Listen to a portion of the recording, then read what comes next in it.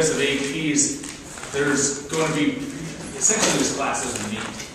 You know, it does, but unfortunately there's 2, 4, 6, 8, 10 of you. And so, you know, oh, and a very sniffly young lady over there. So we got a lot of work to do here, and again, this is the way it ends up every year. It's just, you know, we end up having to push in a little bit of stuff at the very end to try to get to the punchline, which of course is Ronald Reagan. You know, I mean, yeah, it's a U.S. history, and you know, after Reagan, it really is just, you know, presidents who can't keep their pants on, and presidents who can't think, and things like that. So, you know, well, you know, it kind of is like, all right.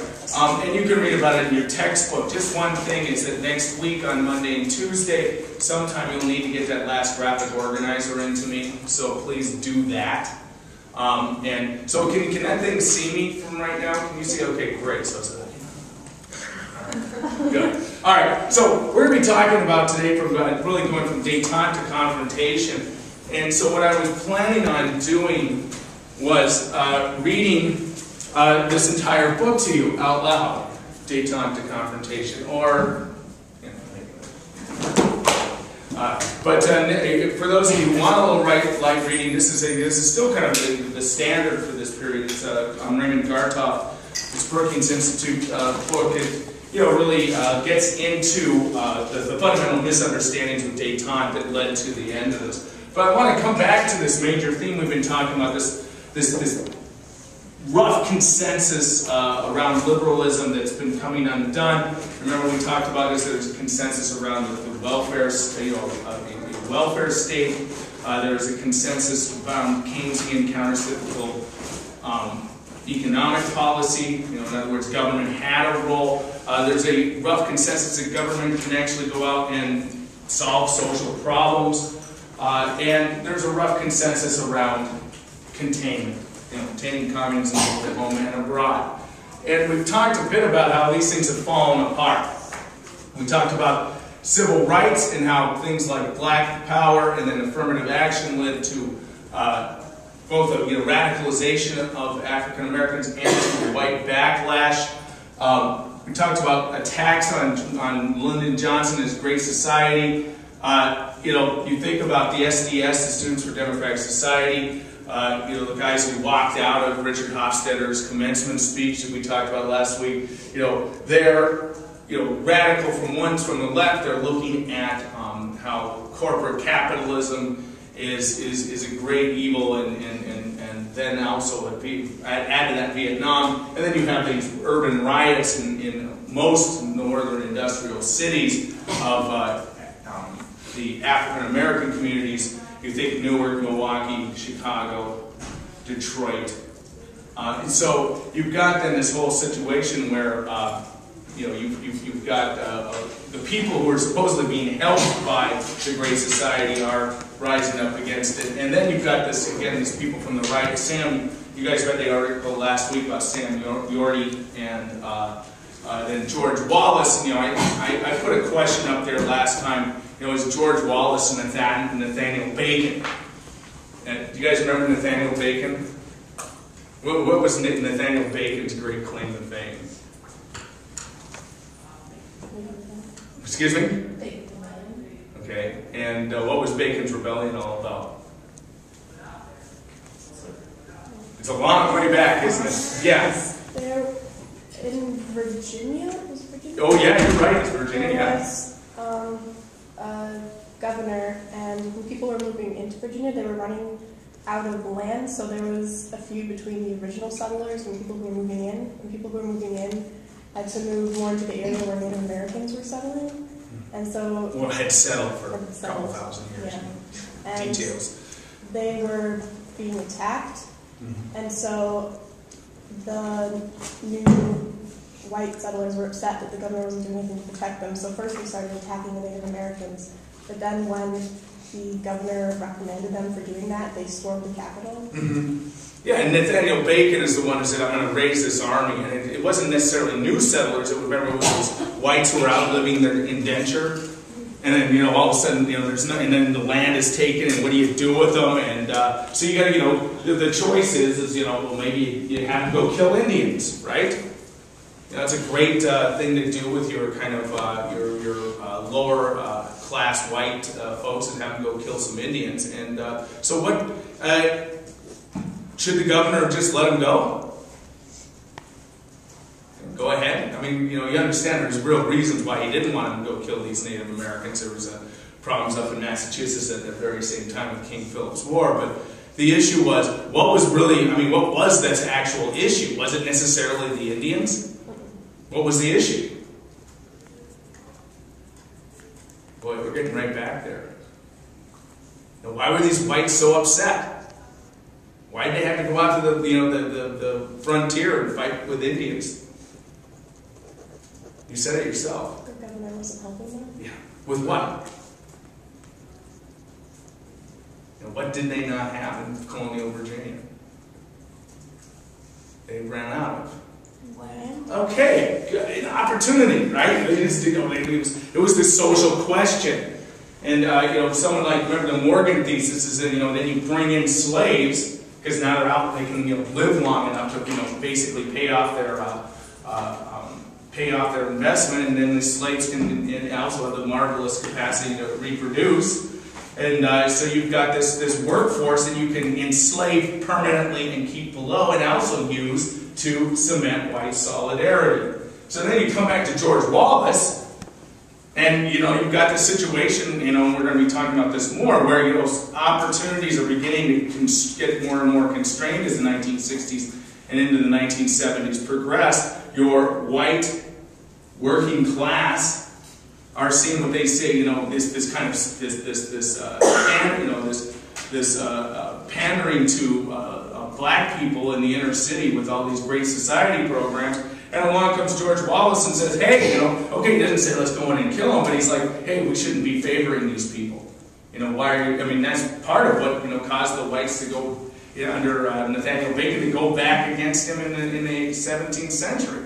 It was, hey, why are you favoring these Indians over us? We want their land. Why are you giving these blacks these handouts in the inner city? I don't know, maybe it's a tortured analogy, and maybe we should forget about it, but I do think there is something there about the way you use race to achieve white solidarity and get the whites to kind of forget some of those divisions between them that otherwise can cause, we don't like to talk about it in this country, but things like class conflict.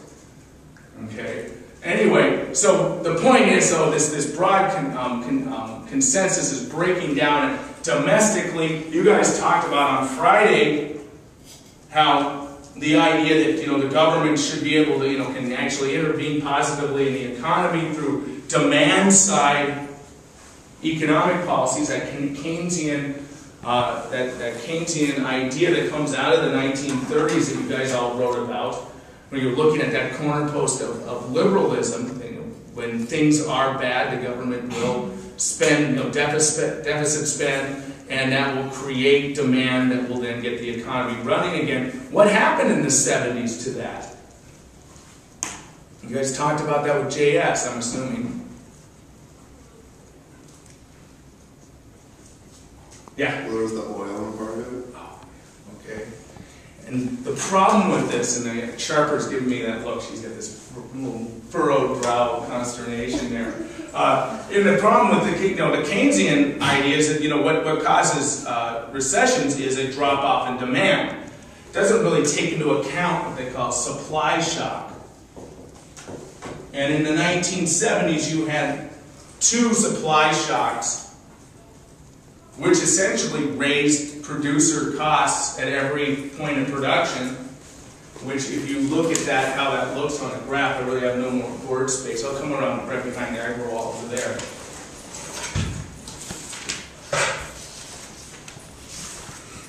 And what you have here is supply, demand, or excuse me, here's your price, here's your quantity demand, which is GDPY.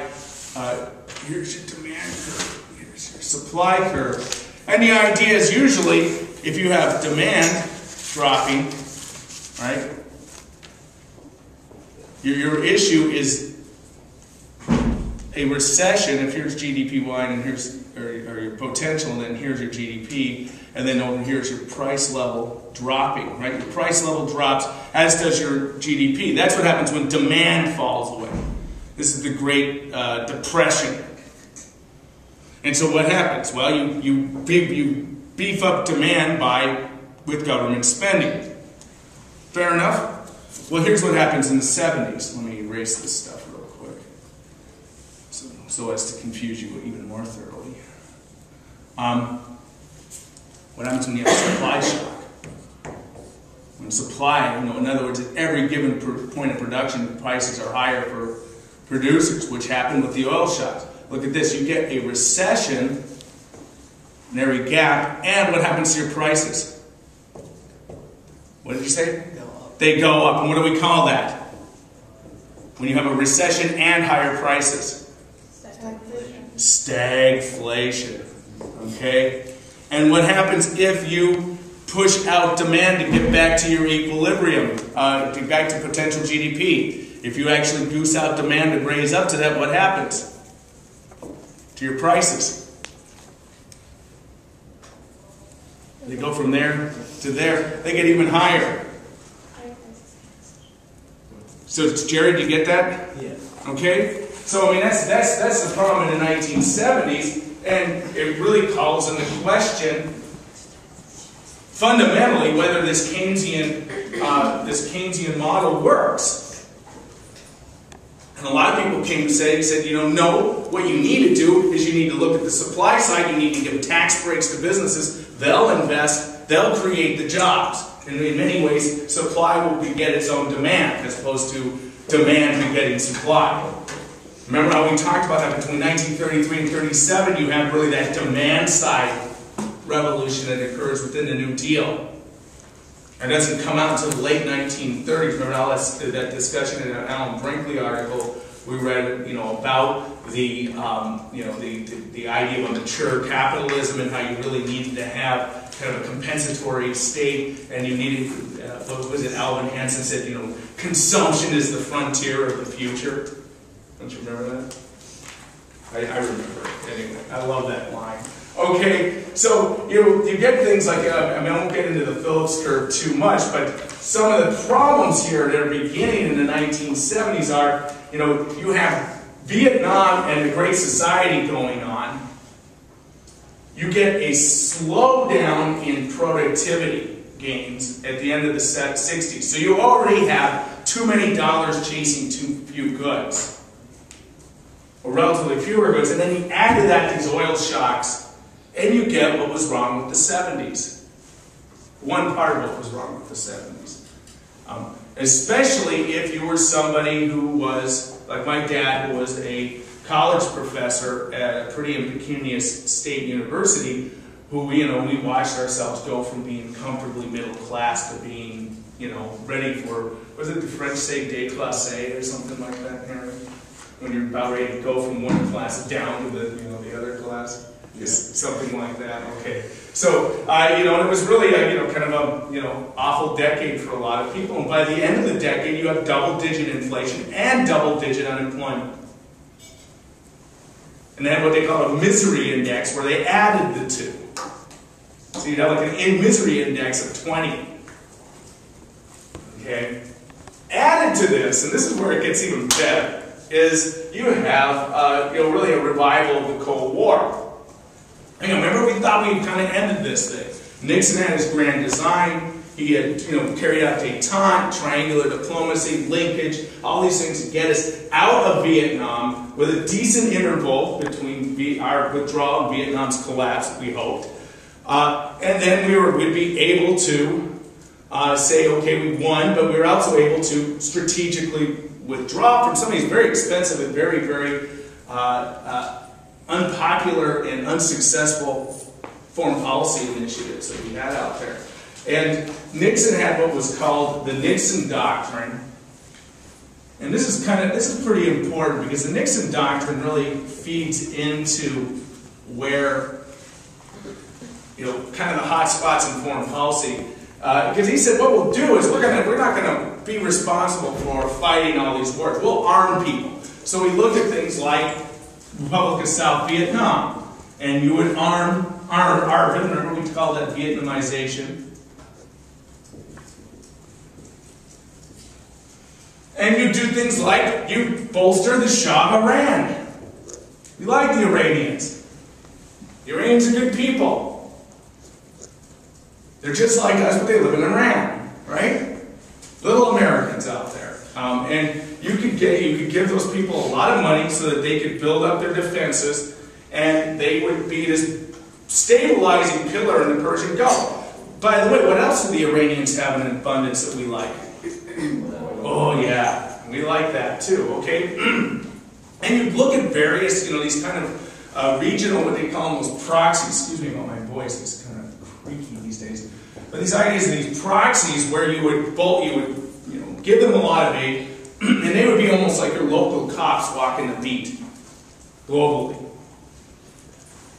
Well, as we know, Richard Nixon self-immolated with Watergate, and there's a new player in town in the wake of Vietnam, and that's Congress. And Congress is going to be pretty skeptical of a lot of these things that Nixon's up to. One of the acts that's passed, they passed the War Powers Act. It's kind of a repudiation. Remember that when we talked about the Gulf of Tonkin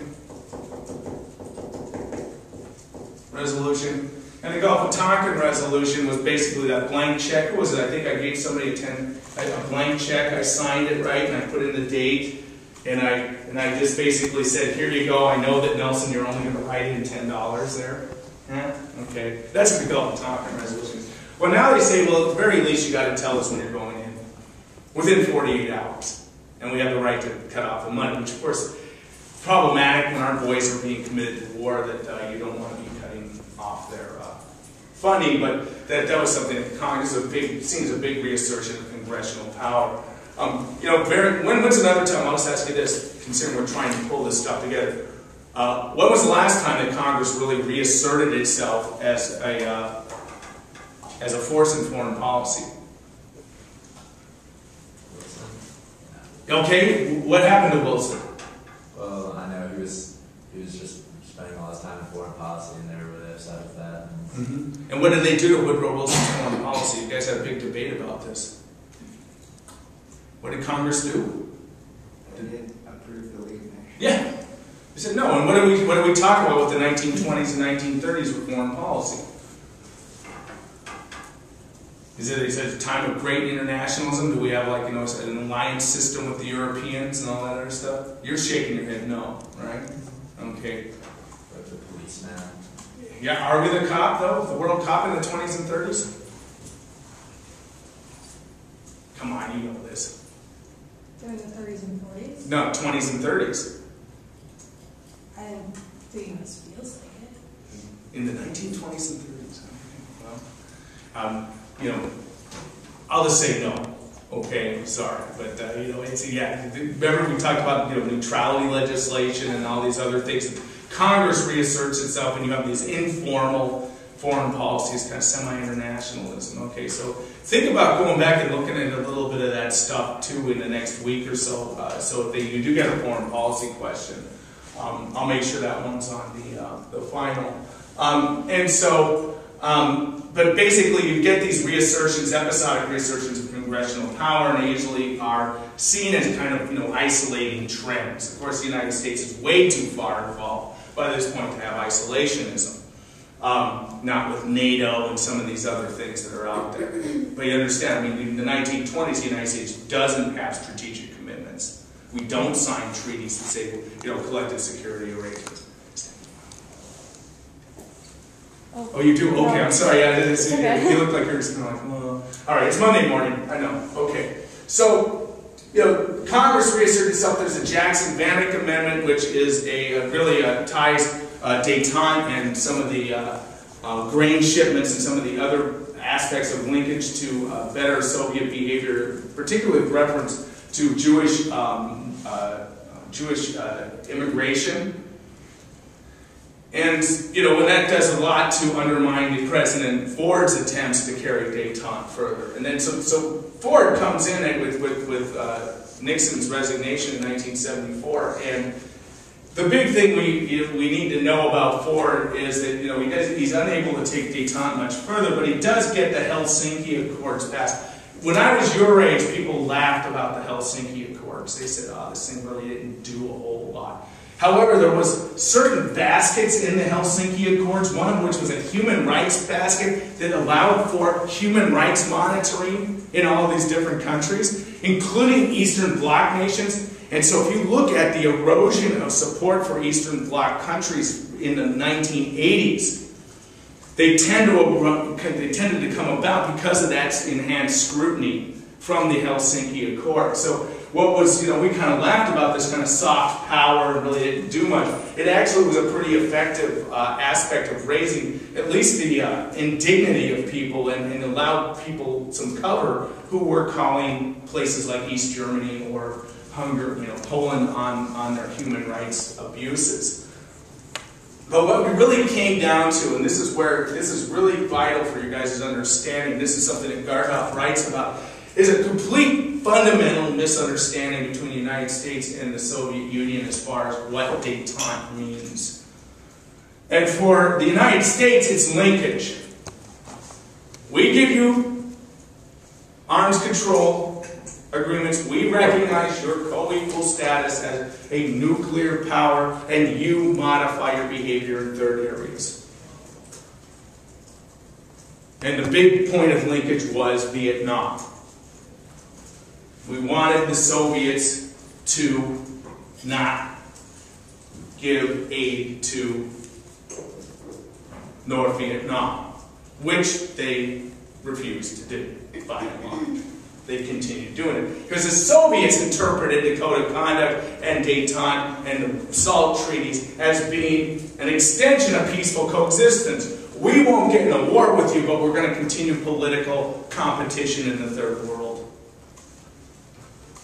Peaceful coexistence from the communists, okay? So in some ways, what I always like to kind of joke, and maybe I shouldn't joke about it, but is you get Soviets behaving badly throughout the 70s. And there's a lot of people who are saying, and I'll get to this in a moment, but a lot of people are saying that détente, and I think rightly so, for the Soviet Union is giving them a break, giving them a pass on American buildup of strength, and allowing them to get back into the game. Now, what the other aspect of this, of course, and we'll talk about tomorrow, well, maybe I'll talk about tomorrow, maybe you will, or maybe you won't, depending on which AP you have, but is that the Soviets get themselves overextended. They're already a weak and teetering and creaky economy that's essentially built on lies and alcoholism. That's the kindest thing you can say about the Soviet economy. And it's really hard, it's very good, the Soviet kind of that top-down planning, so it's a very good way to rebuild after tough, things with foreign policy, like the Nazis come and kill 1/10 of the population. But it's not a very good way to develop consumer, a consumer society, a consumer economy where people actually are getting healthier and living longer and getting wealthier. But who's going to complain, right? I'm sorry. It's what happens when it's Monday morning. Okay. So into all of this comes Jimmy Carter. And what I'll do first thing tomorrow is, and you can do this yourselves, if you go on YouTube and you watch the Malaise of Democracy speech. If you're not here, we're going to watch that first thing, and then we're going to watch. I want you to compare that to Ronald Reagan's ad, It's Morning Again in America. So let's compare the titles. And, it's morning again, and it's a malaise of democracy. It says it all. And of course, I have up here Campaign 1980, Jimmy Carter over here. Let's talk better mileage and Ronald Reagan's Kill the Bastards. Which message do you think is going to resonate better with voters? Well, Carter is an interesting guy. Have any of you ever heard Carter speak? Jimmy Carter is probably the smartest individual that ever, just as far as just brain smart, to ever be president. The guy's a nuclear engineer. He went to the Naval Academy, and I went and heard him speak a couple of years ago, and it was really, really amazing how much that guy knew. I mean, just straight out, smartest person in the room. You know, no doubts about it. You gotta be. If you're a nuclear sub commander, you've got to be a nuclear engineer. You have to be able to take apart a nuclear sub, put it back together, and it's got to work. I know Griffin can do it. I'm not so sure about the rest of you. Jerry? Maybe in a pinch. With the right toolkit? I'm working on it. Okay, I am too. Okay. But you see the idea. And the problem is that, you know, does anybody know who the only other engineer who was president? Who? Yeah. And there might, you know, engineers tend to be kind of micromanaging types who don't want to, understand what's, everything, how everything works, and they have a really hard time kind of giving up control. I'm not, going to take this stereotype any further, but, the point is that one example of this was, there was Carter had an aide named Hamilton Jordan. And Ham Jordan came into the Oval Office one night, and Carter, it's like 1 in the morning or something, and Carter's up reading the tax code. He's got like 14 volumes of tax code out. He's reading it. And he's like, Mr. President, what are you doing? And Carter's like, well, if I want to push through tax reform, I've got to understand the tax code. Which means I've got to read it. Now, juxtapose that with Ronald Reagan, which we'll get to tomorrow, was Reagan, he said, essentially what I want is a 1-page, double-spaced synopsis of everything that's going on in the world right now, and it can't exceed 1 page. I'm paying, your job is to boil this down into what's important. Carter couldn't give that up. So, again, another thing you might YouTube is go on and look for Dan Aykroyd's Jimmy Carter imitations. I used to be able to get this Aykroyd on YouTube, but for some reason the old Saturday Night Lives aren't as accessible for the searches I'm doing. I mean, maybe it's just maybe they pulled it back as kind of proprietary issues or something bogus, but they're very, very funny if you ever get a chance to see them. He has a call-in show where he tells us his postal employee calls up and says, I'm having a hard time with the photocopier. And he says, well, is that a DY714? Or, you see that little panel down there, you gotta open that up. And it's just really hilarious. Okay. Well, Carter's going to come in foreign policy, and his big thing is he wants to get away from Richard Nixon's realpolitik. He wants human rights. If you can remember anything about Carter, it's human rights. And he's going to have a foreign policy team that's going to be kind of divisive and there's internal contradictions. One is the guy, the big Zbigniew Brzezinski. There'll be a spelling test later. For those of you from the South Side, you'll have no problem with this one, though. But Brzezinski is his national security advisor, and he's a cold warrior, really hardliner. And then Cy Vance is his dovish Secretary of State. So initially, Cyrus Vance, a colleague of mine at BU, you wrote a book about advisors, and she wrote about how advisors really reflect policy in some ways as well as influence it. And with Carter, it was very clear that in the first 2 years of his presidency, Cyrus Vance was running the show. And Vance was for human rights. And Brzezinski was kind of, not as much in the mainstream in Carter's policies. Now, what are Carter's priorities? Well, one is going to be looking at north-south instead of east-west relations.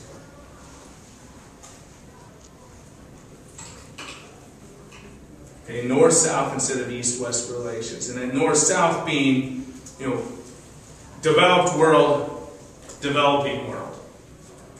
At the time we called it third world.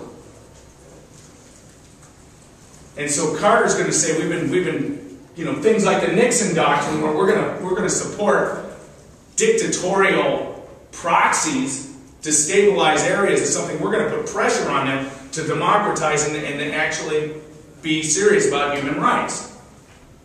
We're going to tell that to Central Americans, Latin Americans, people in the Middle East. We're going to say, we're about human rights now.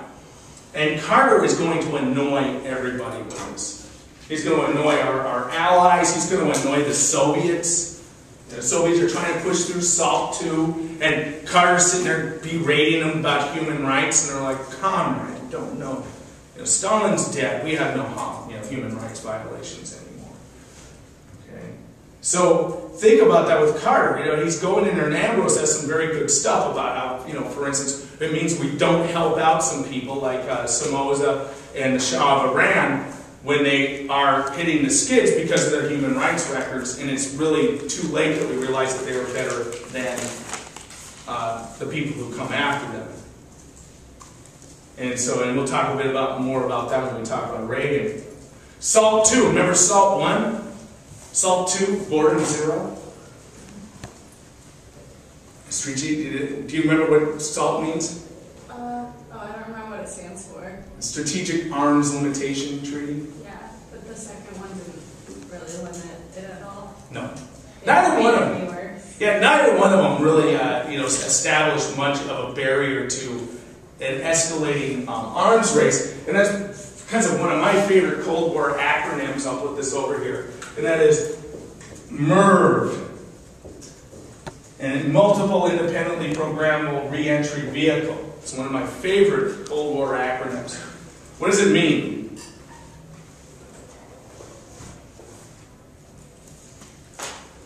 Come on, science guy, you know this. Don't you guys design these things in AP physics? What does it stand for again? It's a multiple independently programmable reentry vehicles.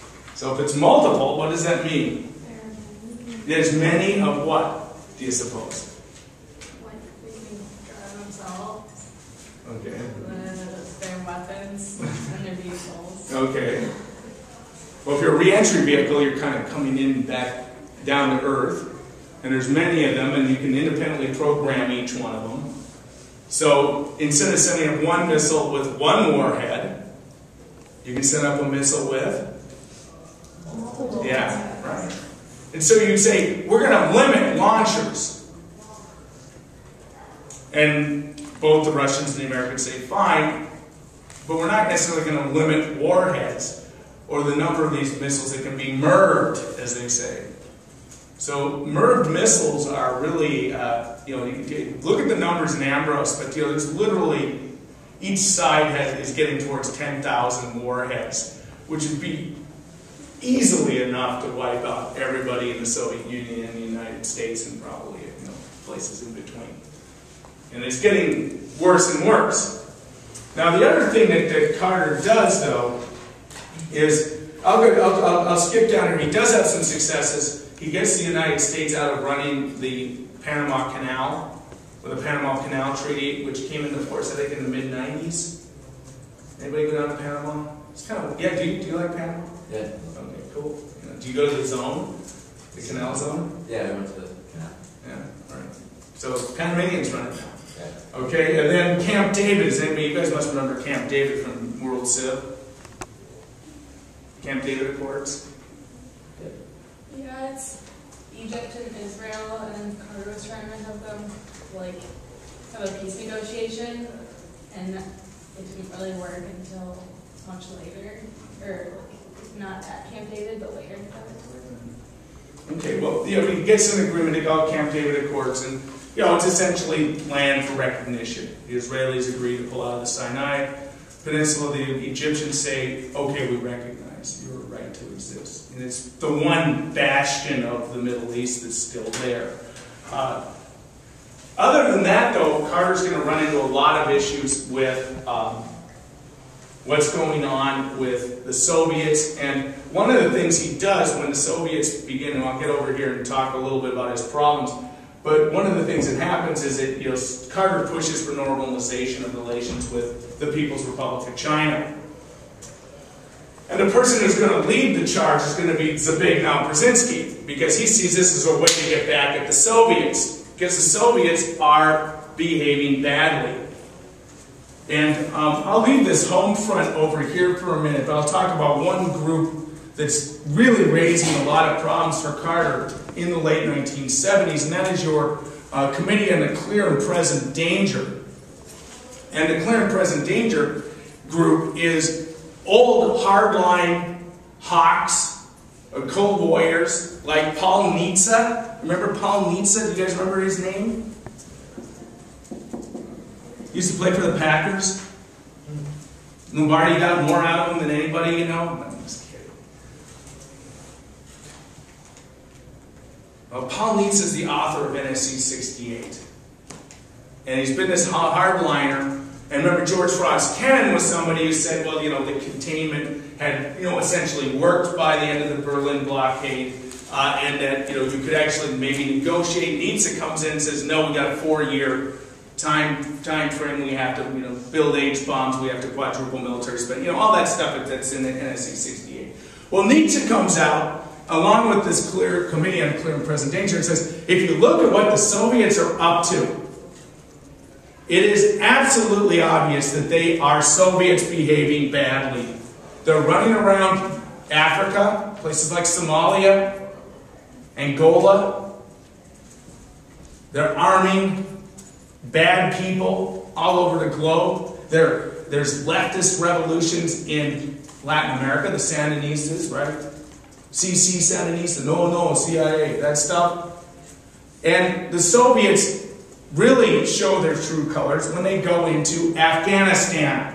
And I remember this very clearly when that happened. And I also remember going and having to register for the draft when I was 18, when they had gotten rid of the draft about a decade earlier. They didn't bring it back, but you had to register primarily in response to the Soviets going in all these areas around the periphery, which comes back to this fundamental misunderstanding of what détente meant. Namely, the Soviets said, we're just doing what the U.S. is doing. This is peaceful coexistence. It's political competition in the Third World. But the thing that got the Committee on Clear and Present Danger so, you know, their dander up, is that they said the Soviets had used the supposed limitations from SALT to build enough weapons to transcend the United States with nuclear weapons. And so, if you can come here for a second, at least maybe you guys can see it out here, okay? You getting this, Julia? Okay, can you see out there? On a clear day. Wait a minute. Oh.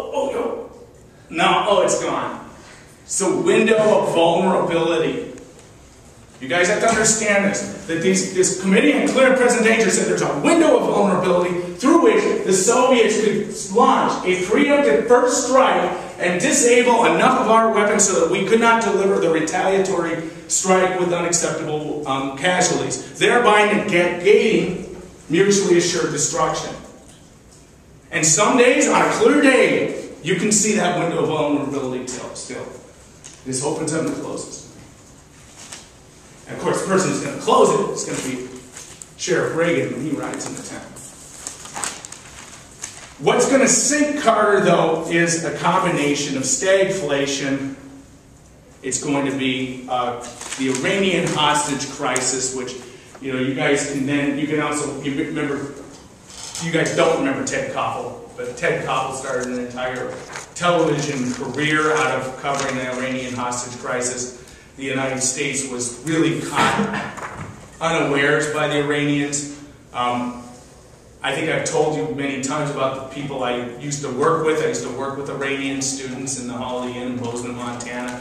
And I remember one day old Farzan was hanging around, he's kind of bummed out. I was like, what's up, Farzan? He goes, there's a revolution, I gotta go home. I said, oh, see you later, man. And that was it. It was the last Iranian I saw. I guess there's still a few around. But the point is that the Iranian hostage crisis really raised something that the United States wasn't ready for. And that was this homegrown, religious and cultural-driven revolution. And there's a very interesting book that Mr. Zarwald has, and I'll make a pitch for it. Maybe we'll use it in the future years. And it's called, I think it's called Unlikely Rebels, and it's about the birth of the 21st century. And it looks at Margaret Thatcher, it looks at Deng Xiaoping, but then it also looks at Ayatollah Khomeini. And this emergence of this fundamentalist Islam as a world force is really, you know, at this moment. Now Carter is going to respond with what he calls the Carter Doctrine. He's responding to this in Afghanistan and a number of other things, saying that we will go into the Persian Gulf with all force necessary. And some people would say this is also the birth of what Andy Basovich and others have called the Fourth World War. The Third World War being the Cold War, the Fourth World War being this war for resources in the Middle East and elsewhere that the United States is engaged in right now. We read that for Global Studies last January. So, think about that. Now, of course, what's going to save, who's going to save the day? And there's another person you can see every once in a while. I believe that's West. And you guys can see him riding in. Put this show in order. You've seen him? That man, that rider on the white horse with the white hat, cowboy hat. Sheriff Reagan coming here to put clean up the mess in Washington. Well, you just missed him out there. Anyway, so tomorrow we'll pick up with Reagan, we're kind of flying through stuff, and I apologize for that because it actually is an awful lot of interesting stuff in the 70s. But it's the way it goes. All right, thank you.